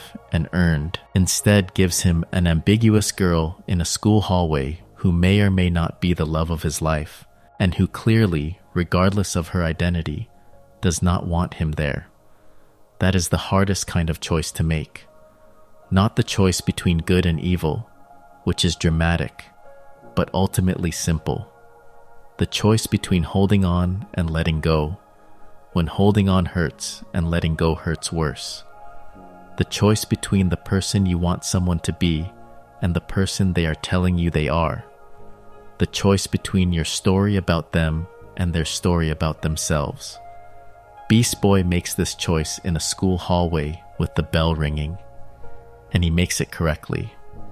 And making it correctly breaks his heart, and the show does not pretend otherwise. Think about what the show is saying with this choice. It is saying that a girl who was manipulated by an adult, who was physically controlled through a suit wired to her body, who betrayed the only people who loved her, who sacrificed herself to save the world, and who was turned to stone for 2 years, might, if given the chance, choose to forget all of it. Not because she is weak, because remembering is worse than forgetting. Because being Terra means being the girl who did those things and had those things done to her. And maybe, just maybe, being nobody is better than being that. The show does not judge her for this. It does not frame her choice as cowardice. Slade, through his robot, frames it as wisdom. The Titans, who do not appear in the hallway scene, are not there to argue. Only Beast Boy is there, and Beast Boy is the one person who cannot accept it, because Beast Boy is the one person who loved Terra as she was, not as she could be, and letting go of her means, letting go of the version of himself that believed love could fix anything. That is the tragedy. Not that Terra was a villain, not that she betrayed the team, not even that she turned to stone. The tragedy is that the one person who never stopped believing in her is the one person she has to walk away from. Because as long as Beast Boy is there, calling her name, showing her the box with the mirror inside, she cannot be anyone else. He is a mirror she does not want to look into, and the only way she can start over is if he lets her go. He lets her go. The series ends with him running in the other direction, toward his team, toward the fight, toward the future. It is not a happy ending. It is an honest one. And it is the ending that a show this good, a show that spent 5 seasons treating animated teenagers with the seriousness and the empathy they deserved, had to give. There is a particular cruelty in the way the show distributes sympathy in this final scene. Beast Boy is not wrong to want Terra back. His love for her is not a flaw. His refusal to give up on people is the best thing about him, and it has been the best thing about him since the pilot. When he threw mud at her face in a desperate attempt to trigger her powers, he was not being cruel. He was being the same person who argued with Cyborg and Raven in the aftermath of the betrayal, the same person who asked Robin if they gave up on him when he worked for Slade. Beast Boy believes that people can be saved. He believes it with everything he has. And the show's final lesson for him is that saving someone who does not want to be saved is not heroism. It is another form of control. And he has spent enough time around Slade to know what control does to people. The girl is not wrong either. Whether she is Terra or not, whether she remembers or not, she has the right to be left alone. She has the right to go to school and do homework and never lift a rock with her mind again. If she is Terra and she remembers everything, then her refusal to acknowledge it is not cowardice. It is the most courageous thing she has ever done. She is choosing to walk away from the part of her life that defined her, the part that hurt her, the part that turned her to stone. She is choosing to be nobody rather than be the girl who betrayed her friends and killed a man and stopped a volcano and became a statue. And the show respects that choice by ending on it, by not overruling it, by not sending Beast Boy back to try one more time. The last words of dialogue in the series belong to Beast Boy. He speaks into his communicator. Beast Boy to Robin, "I am on my way." 7 words. No jokes. No transformation into a funny animal. Just a boy telling his leader he is coming. And then he runs. And the camera watches him go. And the show is over. 5 seasons. 65 episodes. And the final image is a green-skinned boy running towards something he still has, instead of chasing something he has lost. Terra's arc across Teen Titans is 6 episodes long, if you count only the episodes that bear her name or center her story. 7 if you include Things Change. In a series of 65 episodes, she appears in less than a quarter, and yet she is, by any measure, the most important character the show ever created. Not because she is the strongest or the most complex or the most likable, because she is the one the show refuses to let you simplify. Every other character in Teen Titans can be reduced to a clean statement. Robin is the leader who needs to learn to trust. Starfire is the heart who needs to learn the world is not always kind. Cyborg is the hero who needs to accept what he is. Raven is the loner who needs to accept that she is loved. Beast Boy is the jokester who needs to grow up. These are not shallow readings. They are accurate, but they are reducible. Terra is not. Terra is the girl who wanted to belong and destroyed the place that took her in. She is the girl who was manipulated by an adult and chose to participate in her own manipulation. She is the girl who betrayed everyone and saved everyone. She is the girl who turned to stone and then, maybe, came back and chose to forget. Every one of these statements is true. None of them cancels out the others. She is all of them at the same time, and the show never, not once, tells you which version is the real one. That is what makes her tragic.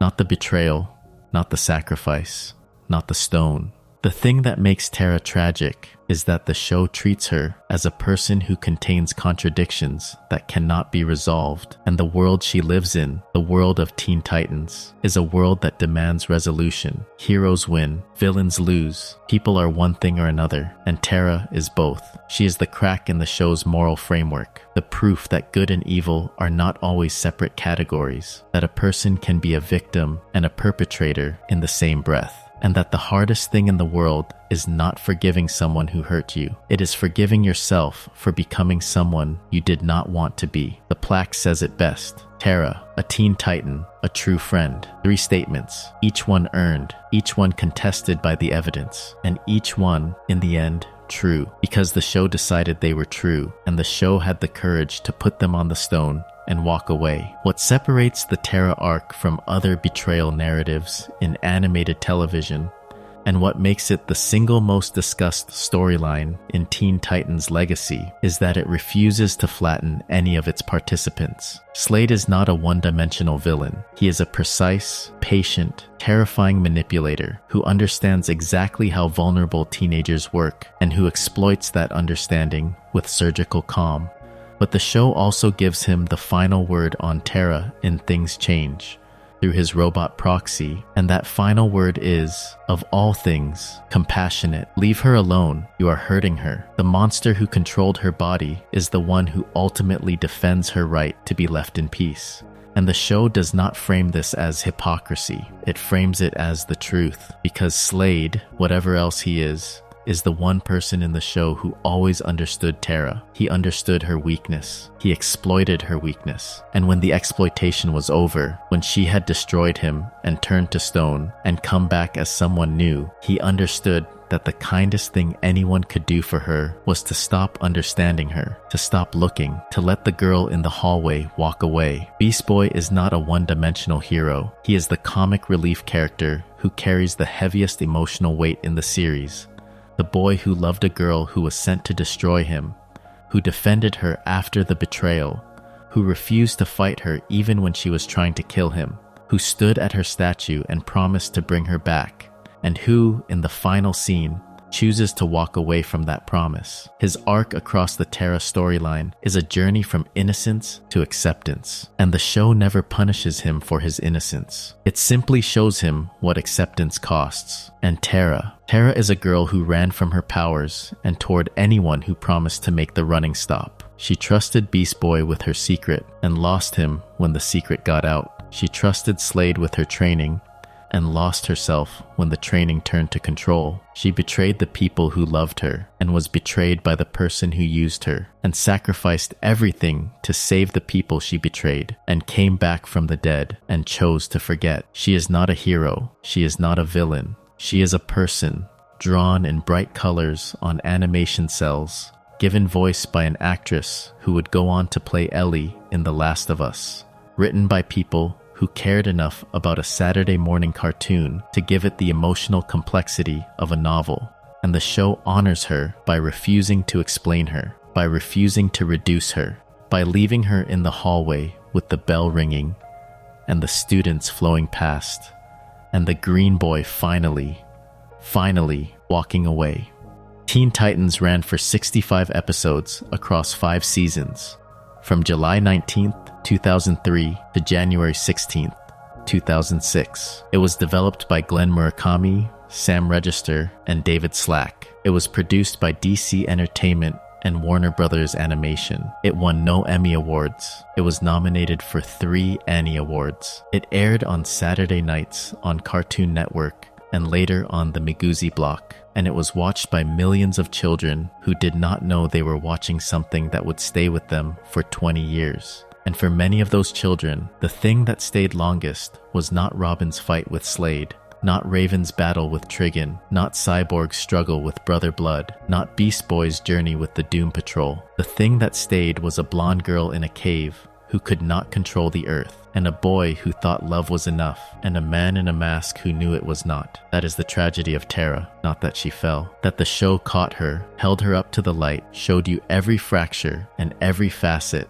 and then set her down gently on a pedestal with a plaque that said she was a friend, and then it walked away, and it never looked back. 20 years later, the Terra arc remains the most discussed, most debated, and most emotionally resonant storyline in the history of the show. Fan forums still argue about whether the girl in the hallway was really Terra. Fan artists still draw the statue. Fan writers still imagine the conversation Beast Boy and Terra might have had if things had gone differently. The arc endures because it asks the questions that children's television almost never asks, and it refused to provide the answers that children's television almost always provides. Can a person who was manipulated still be held responsible for what they did under that manipulation? Can love survive betrayal when the betrayal was real and the love was also real? Can a person who has been through something terrible choose to become someone new? And does that choice erase the person they were? And should it? These are not questions that a show about 5 teenagers fighting crime in a T-shaped tower needed to ask. But Teen Titans asked them anyway, and the fact that it asked them on Cartoon Network in a format that accommodated comedy episodes about dimensional doubles and sci-fi episodes about time travel and romance episodes about alien proms makes the asking more remarkable, not less. The show proved that the container does not determine the content, that a 22-minute animated episode can do the work of a novel if the people making it care enough to try. The last image of Terra in the series is not the statue. It is not the girl in the hallway. It is Beast Boy running toward his team, running away from the question the show will never answer. Running because standing still is not an option, and because the people who need him are ahead, not behind, and the show lets him run. The final credits roll over silence. No joke, no stinger, no post-credits tease of a sixth season that was already unlikely, just the credits and the knowledge that somewhere in Jump City there is a girl walking down a school hallway, and somewhere else there is a green boy running toward a fight, and they are moving in opposite directions, and neither of them will look back. Some shows end with resolution. Some shows end with a cliffhanger. Teen Titans ends with an acceptance. It accepts that not every story has an ending. It accepts that not every question has an answer. It accepts that the people who watch the show, many of them children, many of them encountering loss and betrayal, and the impossibility of going back for the first time in their lives, can handle an ending that does not wrap up clean. And in that acceptance, in that trust in its audience, the show demonstrates the same quality that defines its best writing, the belief that the people on the other side of the screen are smarter than most television gives them credit for. The show treated Terra with the seriousness she deserved. It treated Beast Boy with the empathy he deserved, and it treated its audience with the respect they deserved, which meant giving them an honest ending instead of a comfortable one. If you enjoyed this video essay, make sure to subscribe. Thanks for watching, and I will see you in the next.